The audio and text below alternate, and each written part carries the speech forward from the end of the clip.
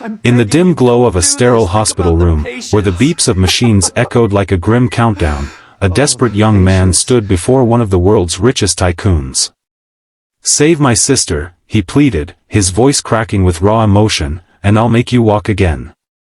The millionaire, confined to his high-tech wheelchair, threw his head back and laughed, a cold, mocking sound that filled the air. But what if I told you that laugh would soon turn to tears of astonishment? Stick around till the end of this incredible tale, because the unlikely twist will leave you inspired and believing in miracles. And if this story touches your heart, hit that like button and subscribe for more emotional journeys that remind us of the power of hope. Your support keeps these stories coming. Dr. Elias Thorne was no ordinary man. At 32, he had already dedicated his life to the fringes of medical science, tinkering in a rundown lab in the heart of a forgotten industrial town. His hands, calloused from years of soldering circuits and mixing compounds, told the story of a genius born into poverty. Elias wasn't driven by fame or fortune. His fire came from a promise he made to his late parents, to protect his little sister, Mia. Mia, now 25, had been his shadow growing up, a bright-eyed girl with dreams of becoming an artist. But fate had been cruel. 3 years ago, a rare genetic disorder ravaged her body, leaving her bedridden and dependent on experimental treatments that drained every penny Elias earned as a freelance inventor. The doctors gave her months, but Elias refused to accept it. He poured his soul into research, blending neurology, biotechnology, and sheer willpower to find a cure. Yet, without funding, his breakthroughs remained sketches on crumpled paper. Across the city, in a towering penthouse overlooking the skyline, lived Victor Hargrove, a self-made billionaire whose empire spanned tech startups and real estate. Victor was 45, sharp as a blade, with a reputation for ruthless deals that left competitors in the dust. But beneath the tailored suits and confident smirks lay a broken man. 5 years earlier, a catastrophic car accident, caused by his own reckless speeding, had severed his spinal cord, paralyzing him from the waist down. He'd spent millions on the best surgeons, experimental therapies, and even black market stem cell treatments, but nothing worked. Doctors declared it irreversible.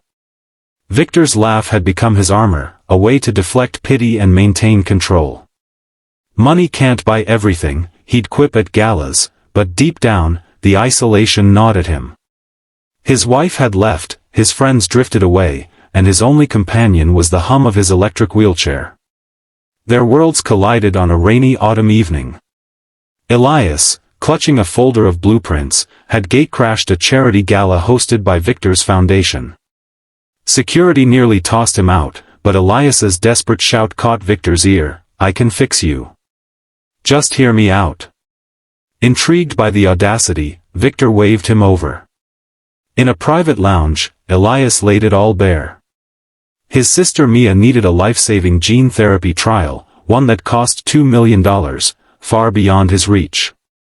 In exchange, Elias promised to restore Victor's ability to walk using a revolutionary neural implant he'd designed. It was a fusion of AI-driven nanotechnology and bioregenerative signals, something no lab had dared attempt. Victor listened, his eyes narrowing, then burst into laughter. "Kid, I've heard every snake oil pitch under the sun. You think your garage gadget can do what Harvard can't? Save it for the movies." He wheeled away, dismissing Elias like a beggar.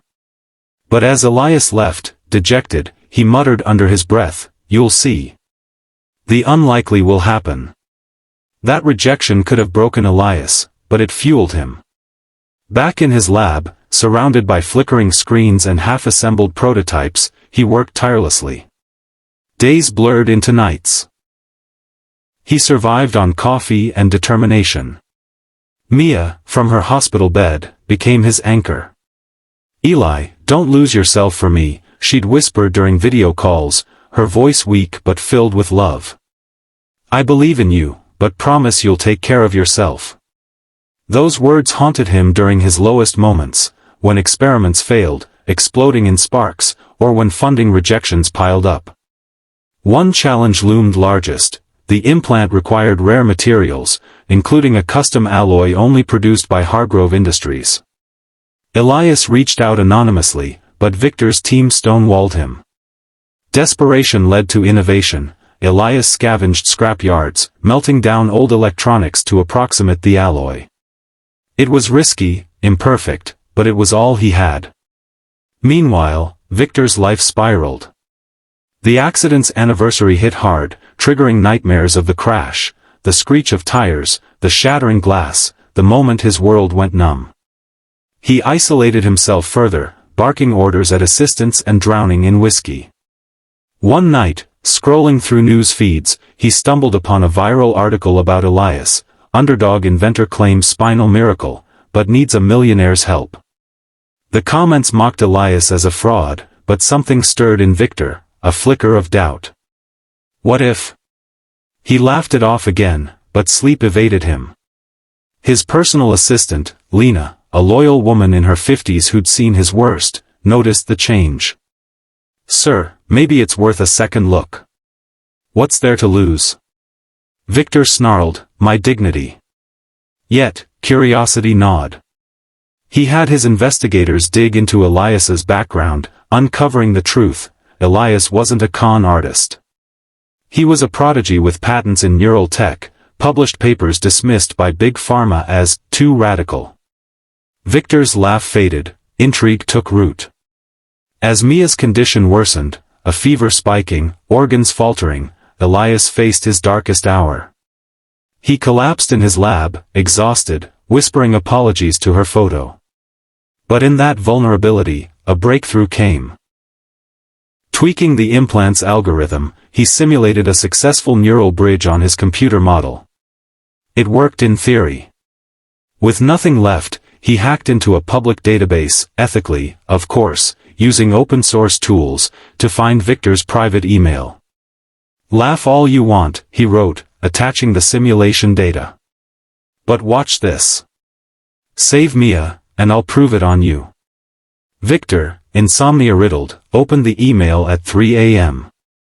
The data was compelling, graphs showing signal restoration, endorsements from fringe scientists. For the first time, Victor didn't laugh.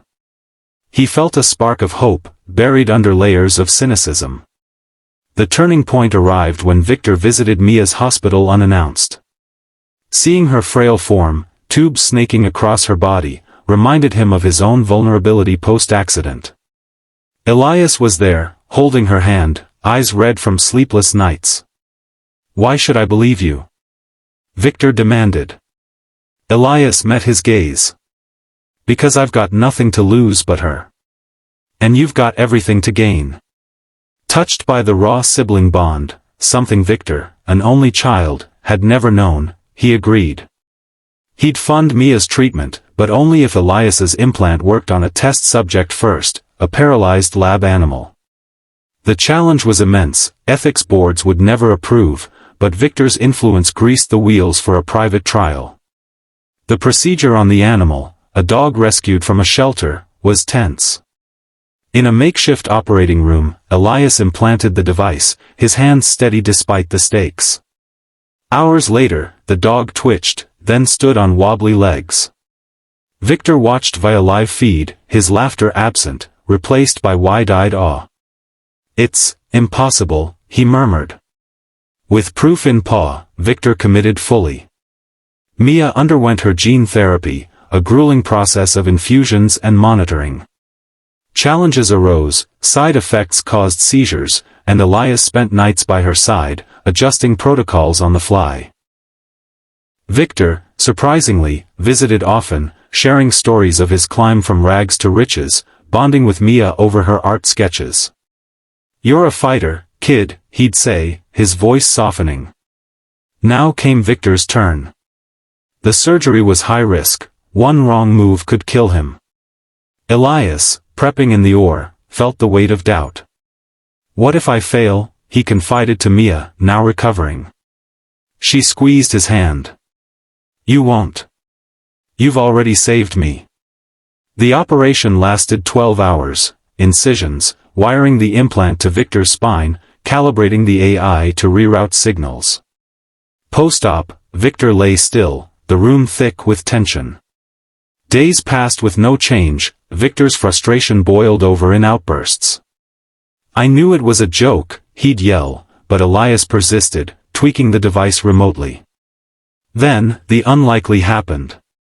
On day 7, as rain pattered against the windows, Victor felt a tingle in his toes, a sensation absent for years. Slowly, with physical therapist's aid, he moved his legs. First a flex, then a step. The room erupted in cheers. Victor, tears streaming, stood unaided for the first time, hugging Elias like a brother. "You did it," he whispered. "The impossible." Mia, wheelchair-bound no more herself, wheeled in to witness the miracle, her smile radiant. In the months that followed, resolutions unfolded like a blooming flower. Victor, walking again, reformed his empire to fund medical innovations, partnering with Elias on a foundation for rare diseases. Elias's implant went into clinical trials, changing lives worldwide. Mia pursued her art, her pieces inspired by their ordeal, exhibited in galleries Victor sponsored. Challenges had forged unbreakable bonds.